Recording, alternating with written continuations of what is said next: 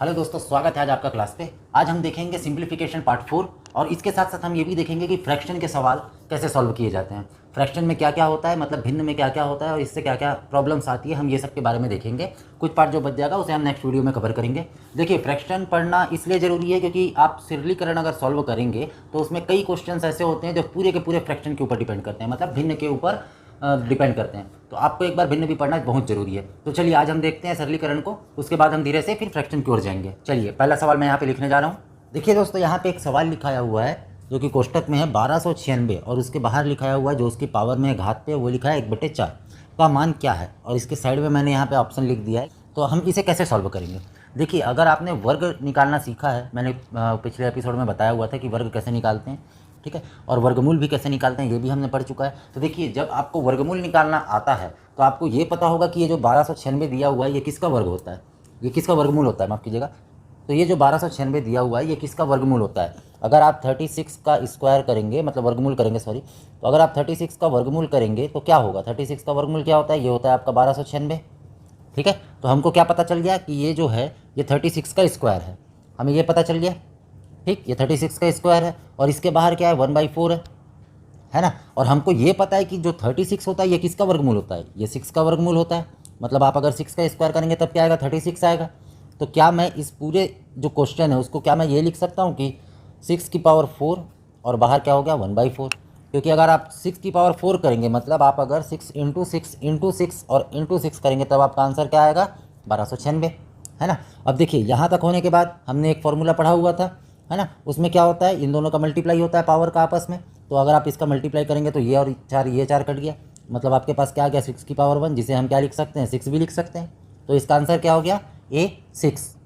देखिए, यहाँ पे एक क्वेश्चन लिखाया हुआ है कि अगर x plus 1/x equal to 3 है तो x square plus 1/x square equal to क्या होगा। ये काफ़ी इजी है, हम सबको पता है, हमने इसे भी पढ़ा हुआ है, लेकिन हम इसे जल्द से जल्द बनाते हैं। चलिए, हम यहाँ पे क्या करेंगे, दोनों तरफ वर्ग करेंगे इस वाले पार्ट का, है ना। इस वाले पार्ट का अगर हम दोनों तरफ वर्ग करेंगे तो क्या होगा। देखिए, हम दोनों तरफ वर्ग करेंगे तो x प्लस 1/x का स्क्वायर इक्वल टू जो 3 है इसका भी स्क्वायर। तो हमारे पास क्या आ गया, हमारे पास आ गया x square plus 1/x square plus 2x into 1/x equal to 9। 3 का वर्ग हो गया आपका 9। देखिए, यहाँ पे ये x और ये x कट गया। ये जो है आपका क्वेश्चन पे दिया हुआ है, तो x square plus 1/x square, ये 2 प्लस में है, मैं इसे अगर इस तरफ ले जाऊँगा तो क्या हो जाएगा, माइनस हो जाएगा। मैं यहीं पे कर देता हूँ, ये -2 हो जाएगा। तो यहाँ पे आपका आंसर क्या आ गया 7। तो 7 आपका क्या हो गया आंसर। देखिए दोस्तों, यहाँ पे आपको एक क्वेश्चन दिख रहा है जिसमें लिखाया हुआ है अगर x plus 1/x equal to 2 है तो x की पावर 12 माइनस 1/x की पावर 12 क्या होगा। तो देखिए, इस टाइप के क्वेश्चन को कैसे सॉल्व करना है हमें, हम मान लेते हैं। देखिए, मैं ये वाले पोर्शन की बात करता हूँ। अगर मैं x को 1 मान लूँ तो क्या होगा, 1 प्लस 1/1 इक्वल टू 2। अगर मैं इसको सॉल्व करता हूँ तो क्या होगा, देखिए 1 से 1 एक बार में कट गया, मतलब 1 प्लस 1 इक्वल टू 2, तो 2 इक्वल टू 2। हमारा ये इक्वेशन प्रूफ हो गया कि 2 इक्वल टू 2 आ रहा है। मतलब मैं x की जगह में 1 रख सकता हूँ ना। अगर यहाँ पे 2 नहीं आता तो मैं नहीं रख सकता, लेकिन अभी मैं रख सकता हूँ। तो अगर मैं यहाँ पे भी x की जगह में 1 रख दूँ तो मैं क्या बना सकता हूँ, इन दोनों को अगर मैं सॉल्व करूँगा तो 1 की पावर कुछ भी होगी तो 1 ही आएगी। तो यहाँ पे 1 माइनस 1 इक्वल टू 0। तो आपका आंसर क्या हो गया C। देखिए, यहाँ पे मैंने लिखा हुआ है कि x square plus 1/x square equal to 10 है, देन x की पावर 4 प्लस 1/x की पावर 4 क्या होगा। इस टाइप के क्वेश्चन आपको जनरली रेलवे और एसएससी के एग्जाम पे दिखने को मिल जाएंगे। तो हम इसे भी क्या कर सकते हैं, हम इसका भी वर्ग कर सकते हैं, दोनों तरफ वर्ग, और इसके बाद इसका भी आंसर निकाल सकते हैं। तो इसका आंसर आप एक काम कीजिएगा, मुझे कमेंट बॉक्स में कमेंट कर बताइएगा। हम एक और क्वेश्चन की ओर नज़र डालते हैं। देखिए, यहाँ पे मैंने एक क्वेश्चन लिखा है जिसमें लिखा हुआ है x plus 1/x equal to 2 है, देन x की पावर 7 प्लस x की पावर 1/x की पावर 5, इसका वैल्यू क्या होगा। यहाँ पे दोनों अलग अलग दिया हुआ है, इसमें भी आपको नहीं डरना है। इसमें भी हम एक काम करते हैं, x इक्वल टू 1 रख कर देखते हैं। अगर मैं 1 रखूँगा तो ये 1 प्लस 1 इक्वल टू 2 हो गया, मतलब ये प्रूफ हो रहा है कि 2 इक्वल टू 2 आ रहा है ना। तो मैं इसमें भी क्या रख सकता हूँ, 1 प्लस 1 कर सकता हूँ, मतलब इसका भी आंसर क्या आएगा। अगर मैं इसे ये कर दूँ तो इसका भी आंसर क्या आएगा, इसका भी आंसर 2 आएगा लास्ट में। तो हमारा आंसर क्या हो गया, 2 हो गया। हम एक काम करते हैं, हम थोड़ा सा और एडवांस जाएंगे, लेकिन उससे पहले आपको ना फ्रैक्शन पढ़ना बहुत ज़रूरी है, क्योंकि भिन्न के बिना आप सिंप्लीफिकेशन सॉल्व नहीं कर सकते। तो चलिए हम थोड़ा सा भिन्न की ओर नज़र डालते हैं कि भिन्न में क्या क्या होता है। हम थोड़ा सा फ्रैक्शन के बारे में जानकारी ले लेते हैं। देखिए दोस्तों, आपको जैसा स्क्रीन पर दिख रहा है, मैंने यहाँ पे लिख दिया है कि भिन्न क्या होता है। तो देखिए, फ्रैक्शन को हम भिन्न कहते हैं, ठीक है। भिन्न यहाँ पे 3 टाइप के हमें पढ़ना है, जो कि है आपका एक सिंपल फ्रैक्शन, दूसरा है आपका डेसिमल फ्रैक्शन और तीसरा जो है आपका वो है मिक्स्ड फ्रैक्शन। ठीक है, तो सिंपल फ्रैक्शन क्या होता है, जिसे हम साधारण भिन्न कहते हैं। साधारण भिन्न वह होता है जिस टाइप के जो नंबर दिए होते हैं वे आपके साधारण भिन्न होते हैं। ठीक है, इसमें और भी कुछ कुछ होते हैं जो मैं आपको आगे क्लास में बताऊंगा। ये आपके साधारण भिन्न हो गए। दशमलव भिन्न आपको पता है, अगर मैं 1/2 को 0.05 लिख सकता हूँ, ये आपका दशमलव भिन्न हो गया। ठीक है, भिन्न इसलिए पढ़ना जरूरी है क्योंकि सिंप्लीफिकेशन में कई बार क्वेश्चन ऐसे आते हैं जिसमें आपको 1/2 को क्या लिखना पड़ता है, या आपको 50% में करना पड़ता है। ठीक है, और जैसे मैं इसको क्या लिख सकता हूँ, 1/3 को मैं क्या लिख सकता हूँ, यह आपका होता है 33.33%, है ना। अगर मैं 1/4 की बात करूँ तो 1/4 क्या होता है आपका 25%। ये मैं लिख दूंगा आपको, और आपको ये चीज़ याद रखनी पड़ेगी। ठीक है, तो चलिए, ये हो गया आपका डेसिमल फ्रैक्शन और ये हो गया आपका मिक्स्ड फ्रैक्शन। इस टाइप के क्वेश्चन भी आपने एग्जाम पे देखे होंगे, ये आते हैं। चलिए हम सबसे पहले शुरुआत करते हैं सिंपल फ्रैक्शन से, और इसके कुछ जो क्वेश्चन होते हैं हम उससे भी देख लेते हैं। मैं एक नॉर्मल सा एक क्वेश्चन आपको बताता हूँ, हम उसके ऊपर फिर डिस्कस करेंगे। देखिए यहाँ पे क्वेश्चन लिखाया हुआ है कि 0.25 को एक साधारण भिन्न में बदलें। अभी किस में है ये, अभी ये दशमलव भिन्न में है। हमें किस में चेंज करना है, हमें इसे साधारण भिन्न में चेंज करना है। तो एक बात बताइए, क्या अगर इस टाइप का जो क्वेश्चन आएगा इसे हम कैसे चेंज करते हैं। इस टाइप के जो भी क्वेश्चन आएंगे इसे मैं ये लिख सकता हूँ 25 × 100/100, मतलब आपको 100 से गुणा करना है और 100 से भाग करना है। ये 100 इसलिए क्योंकि दशमलव के बाद यहाँ पे दो संख्या है। मान लीजिए अगर यहाँ पे दिया होता कि 0.4 को आप साधारण भिन्न में बदलिए, तो मैं यहाँ पे क्या करता, मैं यहाँ करता 4 × 10/10। ओके, तो यहाँ पे ये क्या हो जाता, 10 और 10 कट जाता, आखिरी में आपके पास 4 बचता। वैसे यहाँ पे क्या होगा, 100 और 100 कट जाएगा। ठीक है ना। लेकिन देखिए यहाँ पे क्या दिया हुआ है 0.25, मतलब मुझे इसे भी चेंज करना है, तो मैं इसे क्या कर सकता हूँ, यहाँ पे एक 100 डाल सकता हूँ। तो ये क्या हो गया आपका, ये वाला 100 और ये वाला 100 कट गया। याद रखिएगा, ये हमने 100 से गुणा भी किया और 100 से भाग भी किया है। और इसे अगर मैं सॉल्व करूँ तो मैं इसे ऐसे लिख सकता हूँ, और इसे अगर मैं सॉल्व करूँ तो मैं यहाँ पे ये लिख सकता हूँ। यहाँ पे क्या होगा, मैं इसका भी आपको साथ में बता दे रहा हूँ कि अगर क्वेश्चन ये होता कि 0.4 को साधारण भिन्न में बदलो, तो हम क्या करते, 4/10, क्योंकि दशमलव के बाद एक ही अंक है तो 10, और 10 से गुणा और 10 से भाग करते। तो ये दोनों कट गया, हमारे पास क्या आ गया 4/10। मैं इसे काट सकता हूँ, 2 दूनी 4 और 2 पंचे 10, तो हमारा साधारण भिन्न क्या आ गया 2/5। सेम यहाँ पे क्या बच गया हमारे पास, एक 25 बच गया और एक ये 100 बच गया। मैं इसे कैसे काट सकता हूँ, 1/4। और मैंने आपको थोड़ी देर पहले बताया था 1/4 होता है तो कितने % के बराबर होता है, 25% के बराबर। और परसेंट का मतलब क्या होता है 1/100, मतलब ये क्या लिखाया हुआ था 25/100, मतलब क्या होता है, ये आपका 25% होता है। यही चीज़ आपको सीखनी पड़ेगी भिन्न के माध्यम से। देखिए दोस्तों, उचित भिन्न क्या होता है, उचित भिन्न को हम कहते हैं प्रॉपर फ्रैक्शन। ठीक है, उचित भिन्न क्या होता है, जब अंश हर से छोटा हो तब वह संख्या उचित भिन्न कहलाती है।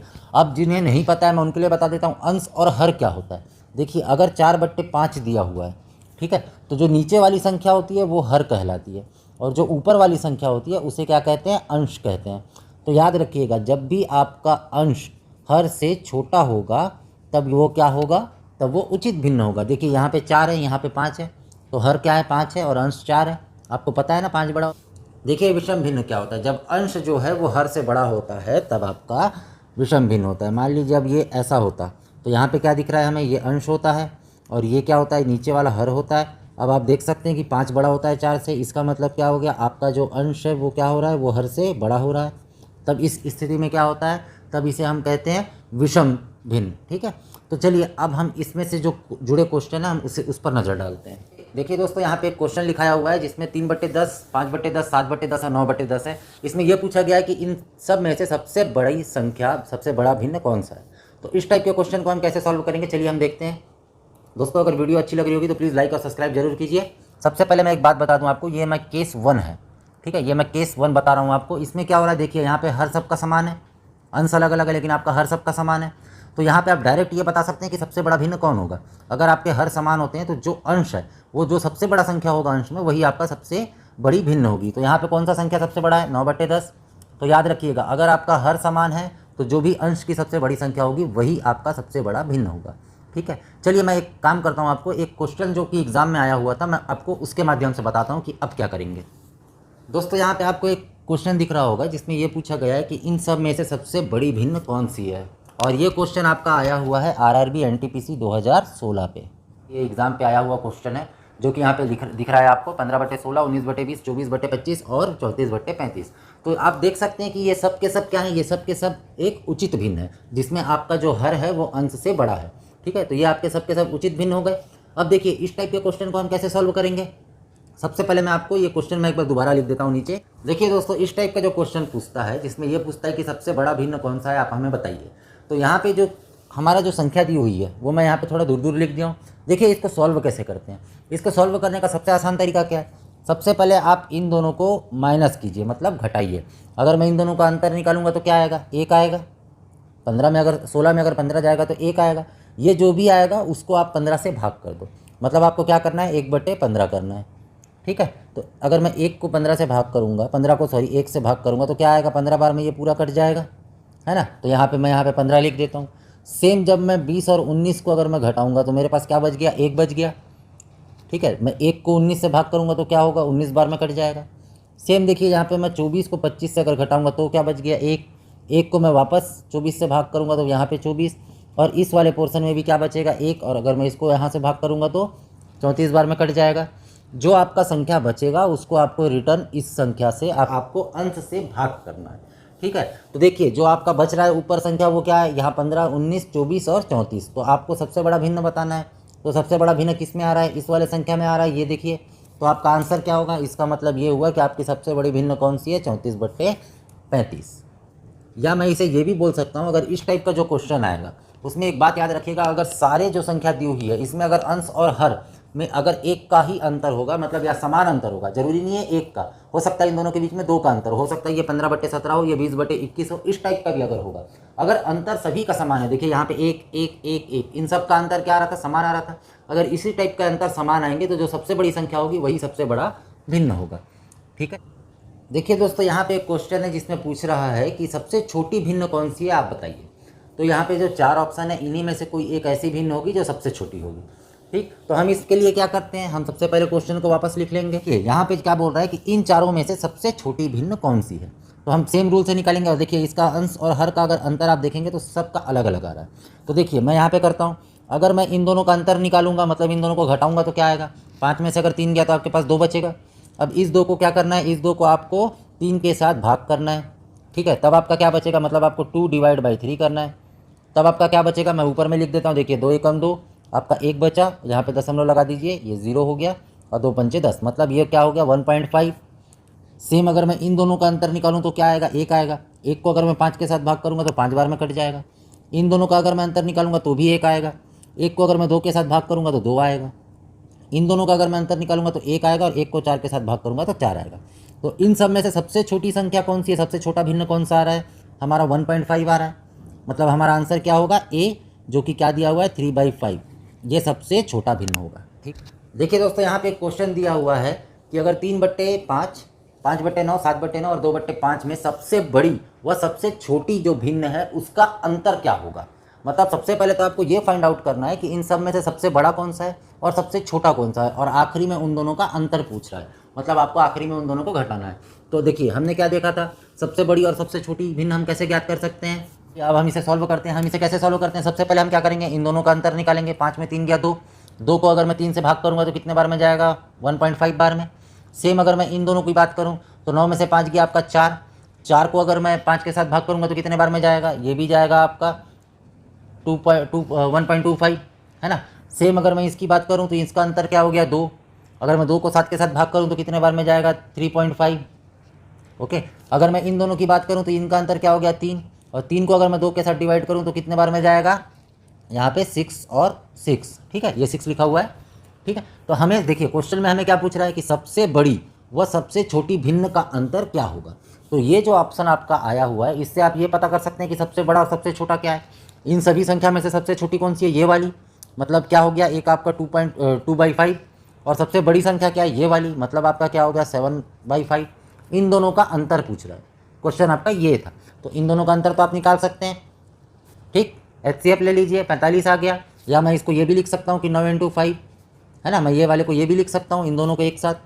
अब देखिए क्या होगा आपके पास, यहाँ पे हो जाएगा आपका 35, कैसे करते हैं आपको पता होगा, ये हो जाएगा आपका -18। ठीक, तो अब देखिए अब क्या होगा, 17/45, ये हो गया आपका आंसर। मैंने ऑप्शन नहीं लिखा था पर ये ऑप्शन में था, तो यह हो गया आपका आंसर, है ना, इजी। चलिए मैं एक और क्वेश्चन देता हूँ आपको। देखिए सबसे पहले मैं आपको एक चीज़ बता देता हूँ, यहाँ पे आरोही क्रम और अवरोही क्रम क्या होता है। आरोही क्रम क्या होता है, जिसे हम असेंडिंग ऑर्डर कहते हैं। ठीक है, इसमें क्या होता है इसमें जो आपका वैल्यू होती है वो इंक्रीजिंग ऑर्डर में जाती है। इसका मतलब क्या होगा, सबसे पहले जो होगा वो सबसे छोटा वैल्यू आएगा, उसके बाद आपका उससे बड़ा, फिर उससे बड़ा, फिर उससे बड़ा, फिर सबसे बड़ा। ठीक है, मतलब सबसे छोटे से चालू करके बढ़ते बढ़ते बढ़ते बढ़ते आपको आगे जाना है। जस्ट इसका उल्टा किस में होगा, डिक्रीजिंग ऑर्डर में। मतलब आपका सबसे बड़ा वैल्यू सबसे पहले होगा। ठीक है, सबसे बड़ी वैल्यू आपकी, सबसे बड़ी वैल्यू सबसे पहली होगी, उसके बाद आपका सबसे छोटा छोटा छोटा होते होते सबसे जो छोटा होगा वो सबसे आखिरी में जाएगा। ठीक है, ये सबसे आपका छोटा वैल्यू। तो अवरोही और आरोही क्रम क्या होता है आपको पता चल गया। चलिए हम इसके ऊपर एक क्वेश्चन देख लेते हैं जो कि भिन्न से रिलेटेड है। आपको इस टाइप का क्वेश्चन एग्जाम में देगा और इसमें ये कहेगा कि इसका आरोही क्रम है बताइए, और इसके जो ऑप्शन रहेंगे उसमें यही 4 रहेंगे लेकिन अलग अलग पैटर्न में रहेंगे, जिसमें से सिर्फ एक पैटर्न सही होगा। इसके जो ऑप्शन है वो काफ़ी बड़े रहेंगे, इसलिए मैंने लिखा नहीं है यहाँ पे, लेकिन हमें पता है कि आरोही क्रम क्या होता है। आरोही क्रम किसे कहते हैं, हम असेंडिंग ऑर्डर को आरोही क्रम कहते हैं। अब देखिए मैं यहाँ पे इसे डायरेक्ट कर रहा हूँ, इसे मैं लिख कर नहीं करूँगा। हम क्या करते हैं, सबसे पहले भिन्न कौन सा बड़ा होगा, क्योंकि आरोही क्रम में क्या होता है, सबसे छोटा फिर बड़ा फिर बड़ा फिर बड़ा हम करके हम सेट करते हैं। तो हम सबसे पहले क्या निकालेंगे, इनकी वैल्यू निकालेंगे कि कौन बड़ा है और कौन छोटा है। तो देखिए इन दोनों का अंतर 2 है, अगर मैं इसको इसके साथ भाग करूँगा 2 को 1 के साथ तो क्या आएगा, 0.5 आएगा। इन दोनों का अंतर 1 है, मैं भाग करूँगा तो क्या आएगा, 3 ही आएगा। इन दोनों का अंतर 3 है, अगर मैं भाग करूँगा 3 को 2 के साथ तो क्या आएगा, 0.66। इन दोनों का अंतर क्या है, 1 है, तो अगर मैं भाग करूँगा तो कितना जाएगा, 6 बार में जाएगा। अब हमें ये मिल गया। अब हमको क्या करना है, सिर्फ हमें आरोही क्रम में लगाना है। और आरोही क्रम क्या होता है, सबसे छोटा वैल्यू सबसे पहले। तो देखिए सबसे छोटा क्या है, एक तो 0.5 और 0.66, लेकिन 0.5 छोटा होता है, मतलब इसका आंसर क्या आएगा, सबसे पहले छोटी वैल्यू कौन सी है, 1.3। अब इसके बाद हमको इससे बड़ी वैल्यू चाहिए। इसका मतलब क्या होता है, साइन का मतलब ये जो दोनों तरफ होता है, इस तरफ बड़ा होता है और इस तरफ छोटा होता है, तो ये छोटा। अब इससे बड़ी वैल्यू क्या होगी, ये वाली, तो मैं क्या लिखूँगा, ये, फिर बड़े का सिंबल। अब इससे बड़ी वैल्यू क्या हो गई, देखिए 3 या 6, 3, तो 3 को हम लिख लीजिए। और सबसे बड़ी वैल्यू क्या हो गई, 6/7। तो हमारा आंसर क्या होगा, ये वाला। ये जो पैटर्न में दिया होगा या तो इस टाइप का लिखाया होगा एग्ज़ाम में, या तो आपको इस टाइप का दिया होगा एग्ज़ाम में। जो भी आपका ऑप्शन होगा ये वही सही है। आपको आपके स्क्रीन पर एक क्वेश्चन दिखाई दिया है जिसमें ये लिखा है 3/5 तथा 60/3 के व्युत्क्रमों का योग क्या है। तो व्युत्क्रम मतलब क्या होता है, व्युत्क्रम का मतलब होता है जस्ट आपका उल्टा करना। ठीक है, अगर मैं इस दी हुई संख्या को अगर मैं उल्टा कर दूं तो ये उसका व्युत्क्रम हो जाएगा। मतलब अगर मैं 3/5 को 5/3 लिख दूं और इसको क्या लिख सकता हूँ, 3/7 कर दूं, तो इसका व्युत्क्रम होगा। और योग मतलब आपको जोड़ना है, तो इन दोनों को जोड़ दीजिए। ठीक है, इसे आप सॉल्व करेंगे तो आपका आंसर आ गया 44/21। ठीक है, देखिए यहाँ पे आपको एक क्वेश्चन नजर आ रहा है जिसमें ये कह रहा है कि 15/20, 48/60, 21/28 और 75/100 में एक विषम भिन्न को चुने। ये आपका आरआरबी 2016 एनटीपीसी के एग्जाम का क्वेश्चन है। तो इसे हम कैसे सॉल्व करेंगे, देखिए आप अगर क्वेश्चन को ध्यान से देख रहे होंगे तो आपको एक चीज़ इसमें ध्यान से पता चल रही होगी कि ये दोनों आपस में कहीं किसी न किसी अंक से पूरा पूरा विभाज्य जा रहा है। तो हम एक काम करते हैं, हम सबसे पहले क्वेश्चन नीचे लिख लेते हैं। यहाँ पे जो मैंने क्वेश्चन लिखा हुआ है, एक काम करते हैं, हम इसे काटते हैं, जितना हम कैंसलेशन कर पाएंगे हम उसे करके छोटा करते हैं। चलिए करते हैं। 5 तिया 15 और 5 चौक 20, ये हो गया आपका 12 चौक 48 और 12 पंचे 60। ठीक है, देखिए इन सब को अगर मैं काटता हूँ तो मेरे पास कैंसलेशन करने के बाद ये बच जाता है। अब इसमें हमें क्या बोल रहा है कि एक विषम भिन्न को चुने। विषम भिन्न का उदाहरण क्या होता है, अगर आपका अंश जो है वो हर से बड़ा होना चाहिए। क्या यहाँ पे कहीं पे अंश जो है वो हर से बड़ा है, मुझे कहीं पे नहीं दिख रहा, मतलब इसका आंसर क्या होगा, नन ऑफ दिस, है ना, मतलब इनमें से कोई भी नहीं, इनमें से कोई भी ऐसा वर्ड नहीं है जो कि आपका विषम भिन्न हो। दोस्तों अगर वीडियो पसंद आई होगी तो प्लीज़ लाइक और सब्सक्राइब जरूर कीजिएगा और इसे जितना ज़्यादा हो सके शेयर कीजिए।